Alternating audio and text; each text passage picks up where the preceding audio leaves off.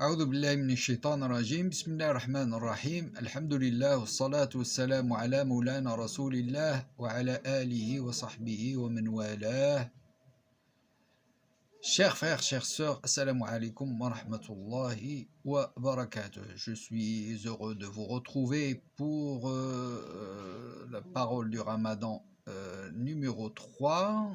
Je vous rappelle que c'est une traduction d'un petit mot que fait le monsieur Boussekri, qui est l'imam de la mosquée d'Ambilly. Alors, le thème de cette parole, c'est les règles de pratique du jeûne. Alors, il y a deux types de jeûne. Un jeûne obligatoire qui concerne le mois de Ramadan, l'engagement ou promesse de jeûner, celui qui s'engage et dit « je vais jeûner, je promets de jeûner », ça s'appelle en arabe « nadr », il doit jeûner. La pénitence, qui est la réparation, en arabe c'est le kafara, on verra plus loin à quoi ça correspond. Et la compensation, qui est le qada, c'est lorsqu'on n'a pas pu jeûner, eh bien on le rattrape. Deuxième type de jeûne, un jeûne surérogatoire, c'est-à-dire facultatif, comme les 6 jours de Shawwal, le 9-10 de Muharram, en sachant que le 10 de Muharram c'est Ashura bien sûr, le jeûne de Arafat pour nos non-pèlerins, les jours blancs, le lundi et jeudi.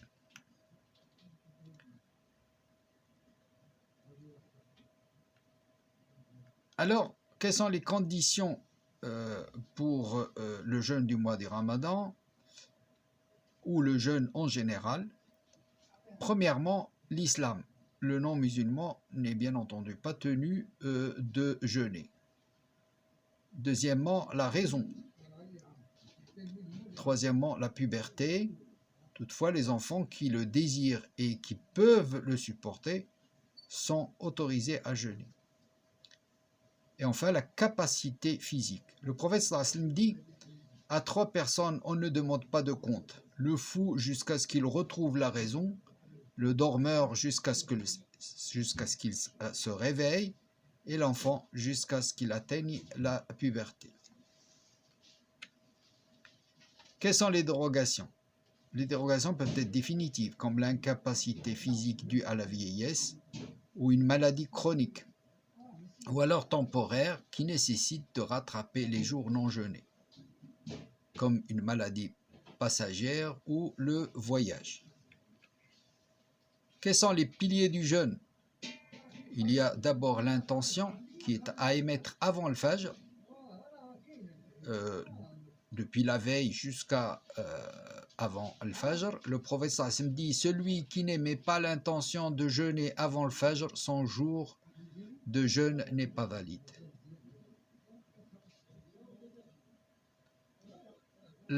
Deuxième pilier, c'est l'abstention de tout ce qui annule le jeûne, boire, manger, fumer, avoir des rapports intimes, mais aussi la médisance, le colportage, le faux témoignage, etc. Quels sont les actes qui annulent le jeûne? Il y a des actes qui annulent le jeûne qui nécessitent la seule compensation du jour annulé, comme boire ou manger volontairement. L'oubli n'annule pas le jeûne. Celui qui le fait sans aucune raison ne rattrape pas les bénéfices d'un jour du mois de Ramadan, même s'il jeûne une année entière. Une autre cause, c'est provoquer l'émission de sperme soit par la masturbation ou par les prémices de l'acte sexuel, le baiser, le toucher, etc.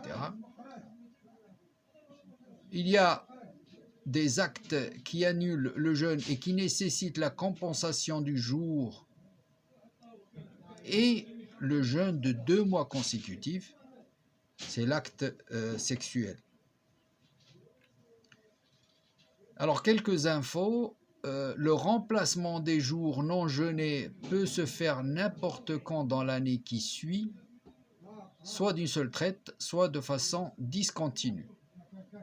Et on peut jeûner à la place de quelqu'un qui meurt et qui lui restait des jours obligatoires à jeûner. Voilà pour aujourd'hui. Qu'Allah subhanahu wa ta'ala accepte notre jeûne et nous fasse, fasse que l'on puisse jeûner de la façon qu'il aime, subhanahu wa ta'ala. تقبل الله منا ومنكم والسلام عليكم ورحمة الله وبركاته.